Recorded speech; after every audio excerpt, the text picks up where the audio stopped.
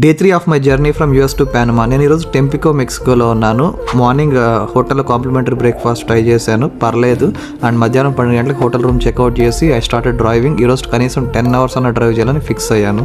అలా 2 hours drive చేసిన తర్వాత ఆకలి అవుతుంటే రెస్టారెంట్ కోసం చూస్తుంటే ఎక్కడ కనపడలేదు. కాకుండా టోల్ గేట్స్ మాత్రం ఒకదాని తర్వాత ఒకటి వస్తానే ఉన్నాయి. ఒక టోల్ గేట్కి 2000 రూపీస్ పే చేశాను. నేనే షాక్ అయ్యాను, ఏంటి లాస్ట్లో అడుగుతున్నారు అని.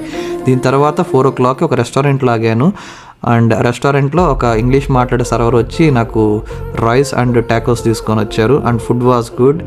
అండ్ నేను ఈ జర్నీలో I saw the best landscapes. నాకు అంత మంచి సీనిక్ వ్యూస్ ఎక్కడ కనపడలేదు అనిపించింది ఈ మధ్యకాలంలో. కానీ నేను రోడ్డు మీద కూడా చాలా సేఫ్గానే ఫీల్ అయ్యాను. అందరూ అన్నట్లు చాలా డేంజరస్ అట్లా అన్నారు, కానీ నేను 2 daysకే I was comfortable. And roads కూడా బాగున్నాయి. 10 o'clockకి సిటీ రీచ్ అయ్యి ఒక బీచ్ సైడ్ రెస్టారెంట్కి వెళ్ళాను అండ్ బీచ్ చూశాను. దాని తర్వాత హోటల్కి వచ్చి పండుకున్నాను.